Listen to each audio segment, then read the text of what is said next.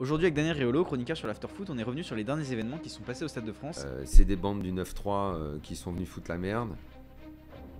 Certains entendent, tous les gens du 9-3 foutent la merde. Et on s'est aussi posé la question de savoir si l'ascenseur social était toujours valable en France. J'ai pas de certitude absolue sur le fait que l'ascenseur soit complètement cassé.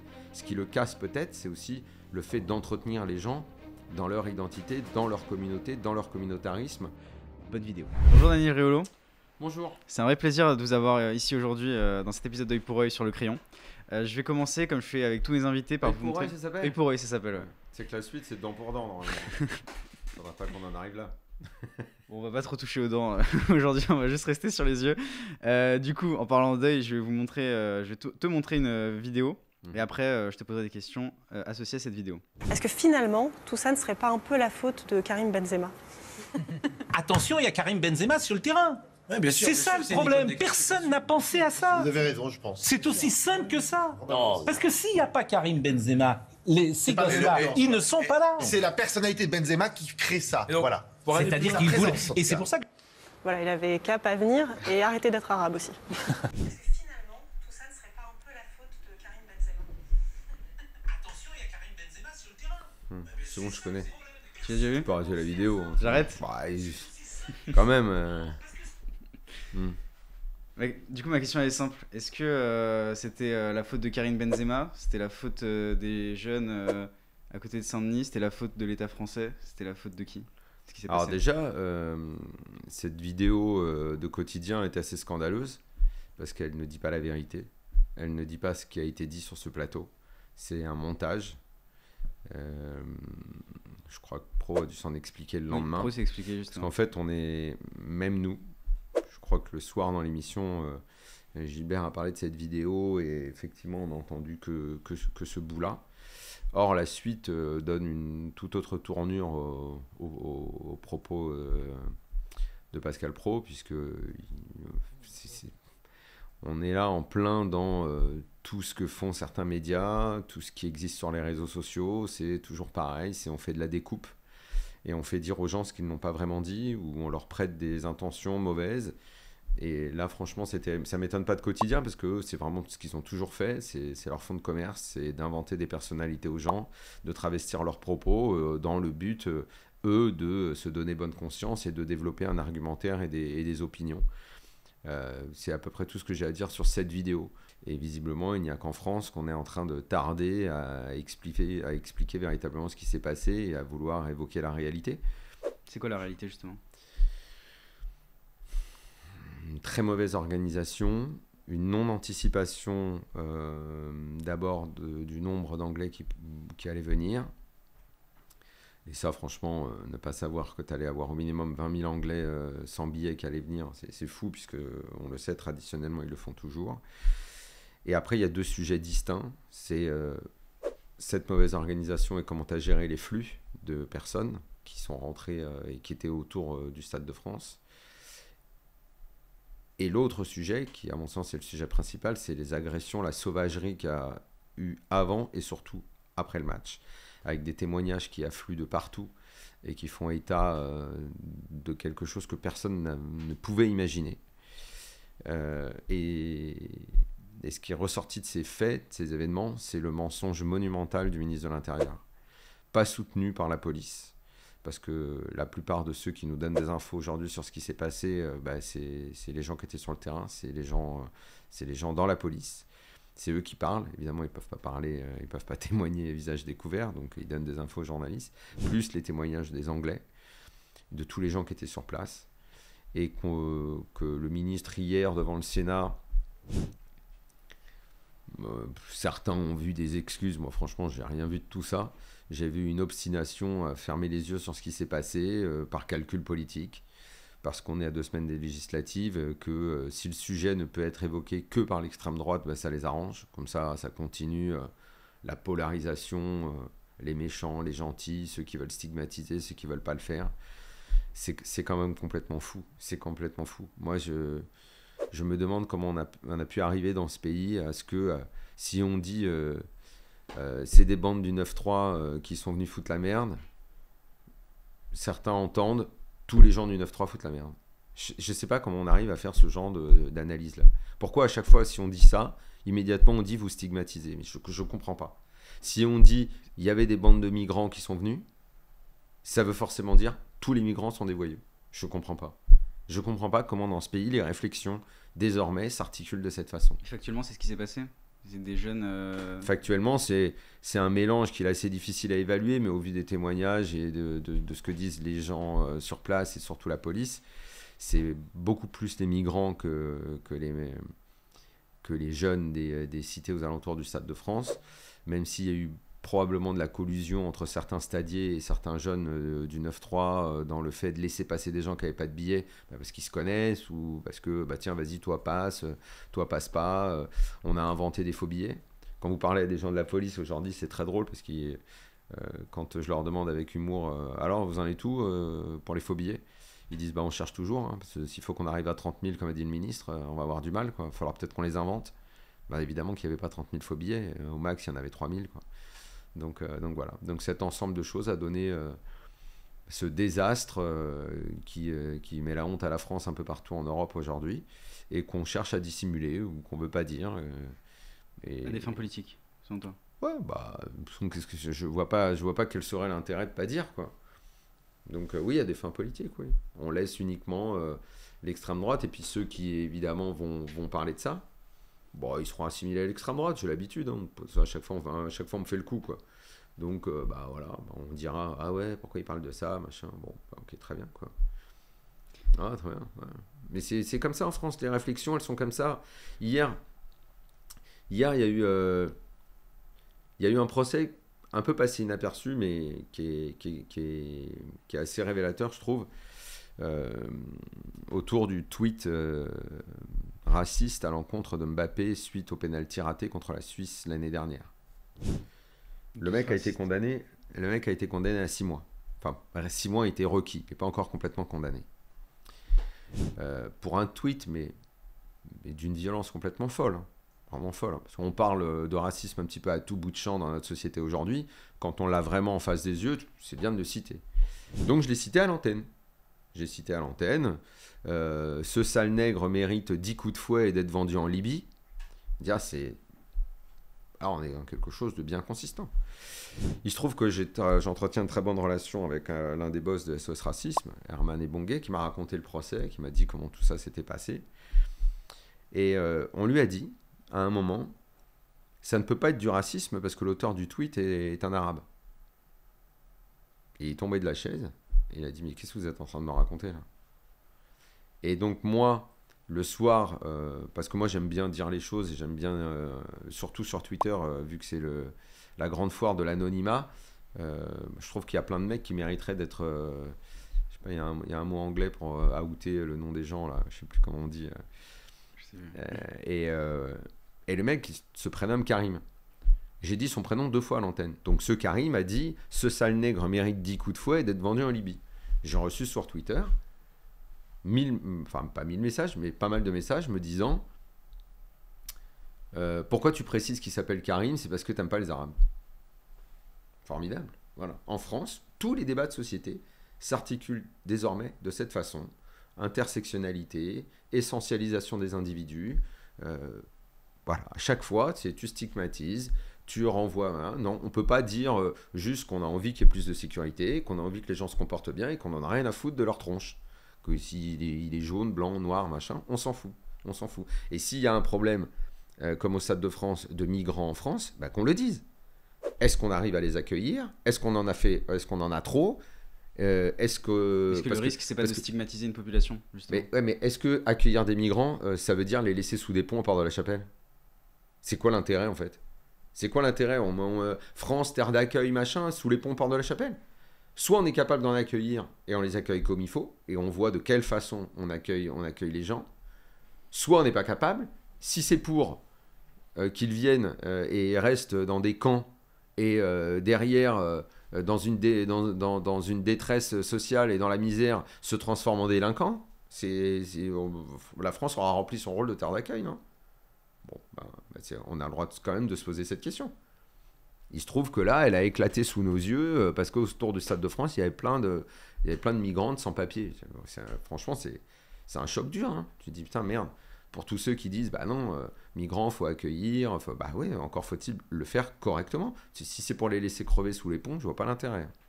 Ce que tu disais sur le procès justement du tweet raciste et donc de fait de se focaliser sur les identités, c'est ce que tu dis aussi dans un de tes articles justement dans la revue Afterfoot sur l'islam et le football.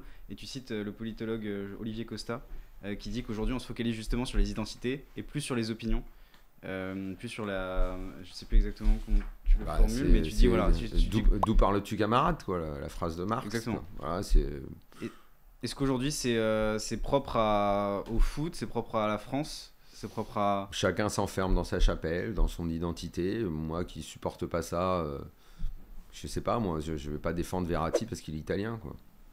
Et je vais pas défendre, alors je suis sicilien, donc t'imagines, ah putain, je vais défendre même les mafieux, alors, s'ils sont siciliens comme moi, donc genre, c'est des gens formidables. Alors. Puis si demain on vient me dire, je sais pas, un sicilien c'est un mafieux, je dis, non, on l'est pas tous. Voilà.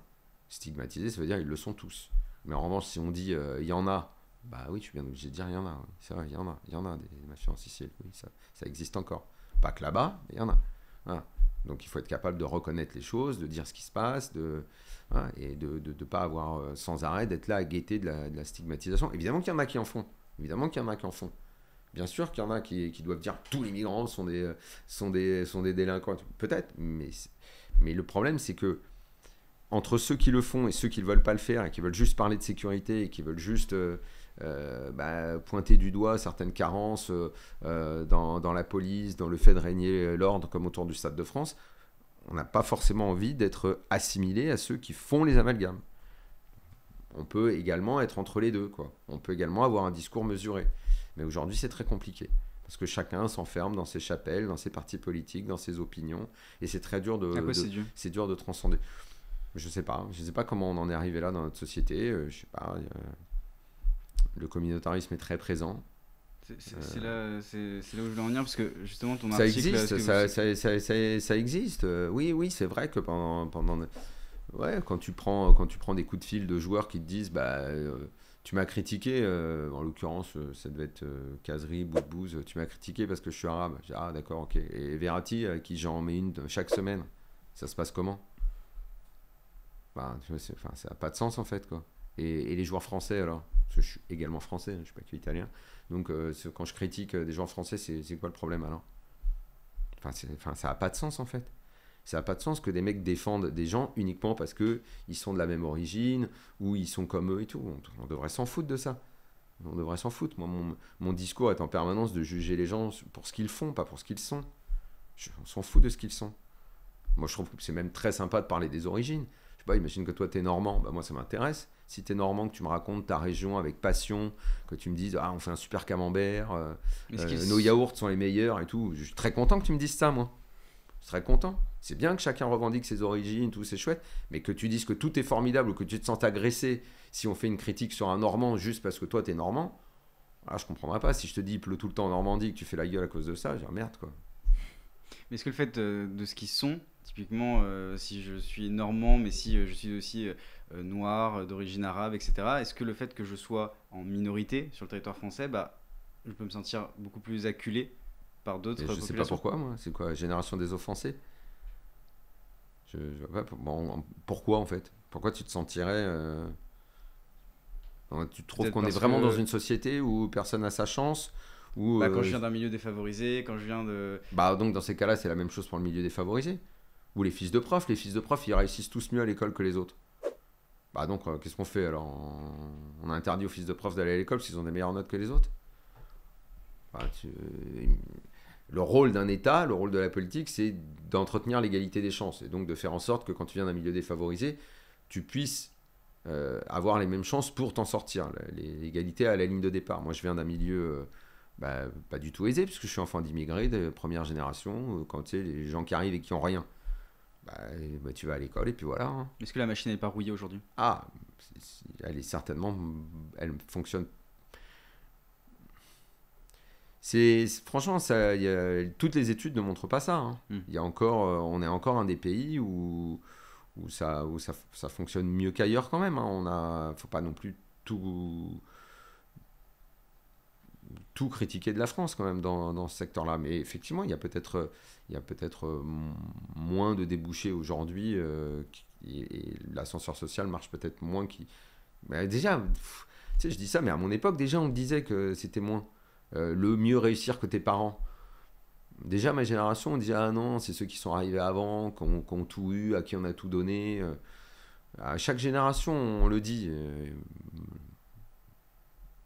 Alors, j'ai pas de certitude absolue sur le fait que l'ascenseur soit complètement cassé. Ce qui le casse peut-être, c'est aussi le fait d'entretenir les gens dans leur identité, dans leur communauté, dans leur communautarisme, et le fait de les entretenir dans le fait que c'est pas possible.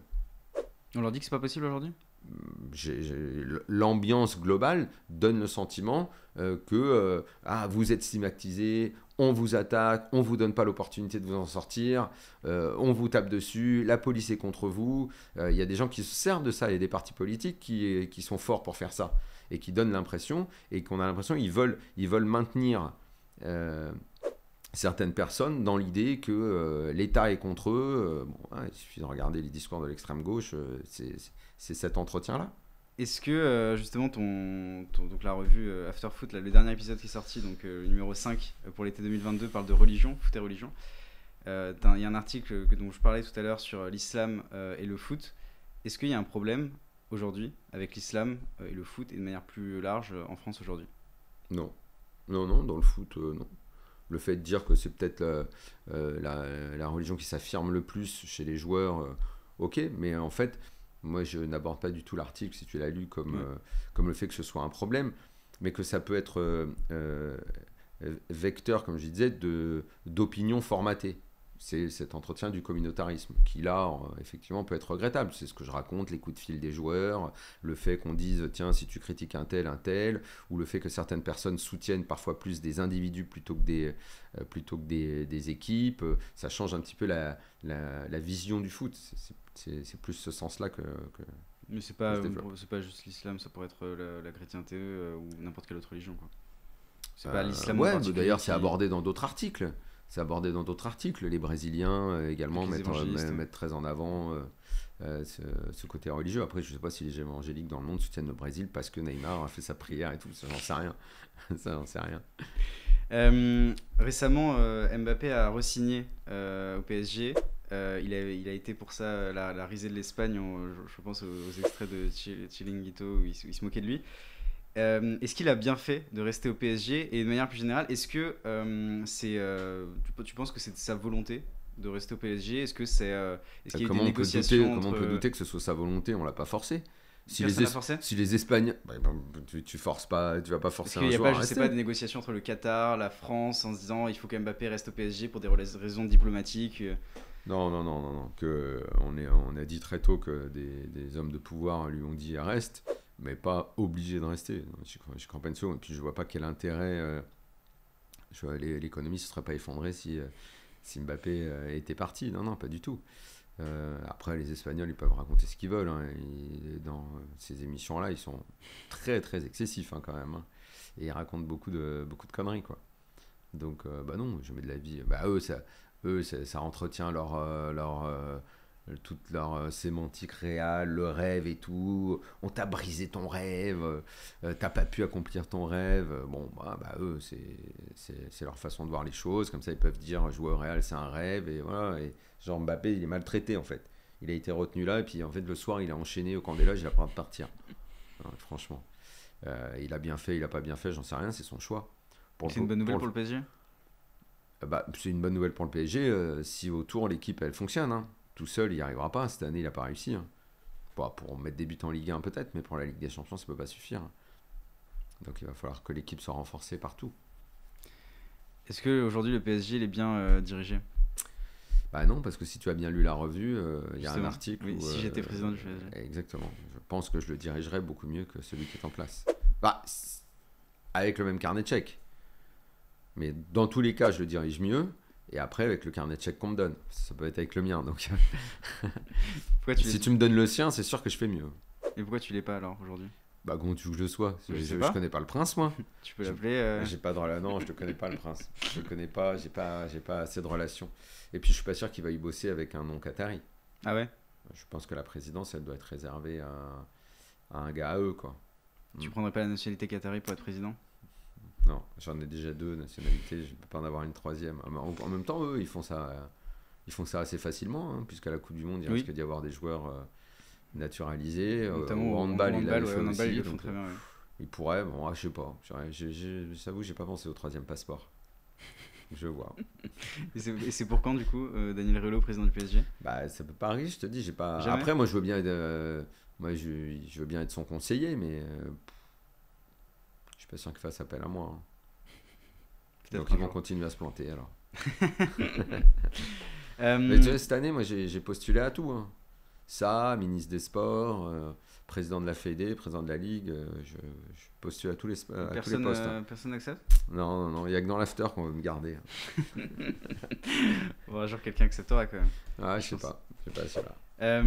On arrive à la fin de cet entretien. Je vais te poser les 2 dernières questions qu'on pose à tous nos invités. Premièrement, est-ce qu'il y a quelqu'un que tu aimerais voir ici dans un autre épisode d'Œil pour Œil? Qui j'aimerais voir là Neymar, Neymar? qui t'explique en quoi j'ai tort quand je le critique. Et que tu réussisses à lui faire admettre qu'il est complètement déconnecté de la réalité et que le foot l'intéresse beaucoup moins que Vous avez déjà quand il discuté? était plus jeune. Non, il veut pas, mais il veut pas. Faudrait l'inviter dans l'after. On discute par gens interposés. Ah. Voilà. Donc il est quand même au courant que Daniel Riolo le critique. Ah, il est plus qu'au courant. Je ne pourrais pas te faire de révélation ici, mais je suis t'assurer qu'il est plus qu'au courant et que bientôt les gens sauront pourquoi il est plus qu'au courant. Il y a quelque chose qui va sortir. Ouais. Peut-être à la rentrée, je sais pas, on va voir. Ok, Mais c'est sûr qu'on va pas tarder à savoir que ça va être assez gros, ouais. d'accord. Après, je ne vais pas le croiser, on aurait pu peut-être sympathiser à Vegas, mais il va y aller, quand il partira, je vais arriver. Donc on va pas se croiser. Mais il a déjà Il a fait appelé... exprès de pas venir à Non, côté, là. non, je pense que non, parce que l'entraînement va reprendre au mois de juillet quand moi j'y serai. Et je crois qu'il y va fin juin, lui. Je sais pas quel tournoi il va jouer, mais il va jouer... parce que sa vraie passion, c'est le poker. Ok. Donc, donc il va jouer les championnats du monde et je sais pas dans quel tournoi il est inscrit, mais il va s'inscrire. En fait, je le suis partout. Et tous les gens qu'il connaît, je les connais. Donc, donc il va jouer. Il y sera deuxième quinzaine de juin, il me semble, pour jouer et tout. Bah, il était à Monaco, là. Hein. Il était à Monaco. Le PT, c'est un gros tournoi. Non, mes potes. Bah, alors, mes potes, c'est des pros.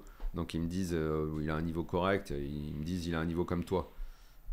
Donc c'est pas un compliment. et ils ont vu ils ont pu constater ce que je dis souvent, que je crois que ce qu'ils préfèrent le plus au monde, c'est la fête. Hein. Ok. Et tous les attributs qui vont avec la fête. Le problème, c'est partout où il voit des gens que je connais. Merde, il va croire que je le harcèle, quoi. Je le harcèle pas, j'écoute les gens me parler de lui, c'est tout. Le jour où tu seras président du PSG, en tout cas, tu le connaîtras bien et tu pourras bien. Ah non, le jour où je suis président du PSG, Ça part. il est viré sur le champ. Ah d'accord. Ok. Ah bah oui, quand même, bien sûr, oui, quand même. Bah, je lui donne son chèque, forcément. Hein. C'est pour ça qu'il faut vraiment que j'ai le chèque oui, du prince, le carnet de chèque du prince pour le virer, parce que ça a coûté assez cher quand même. Hein. C'est Voilà. sûr. Et dernière question, est-ce qu'il y a une phrase qui t'accompagne au quotidien, que tu as envie de partager aux gens? Quelque chose que tu dis souvent ou que les gens se disent pas assez, que tu aimerais que les gens retiennent ça?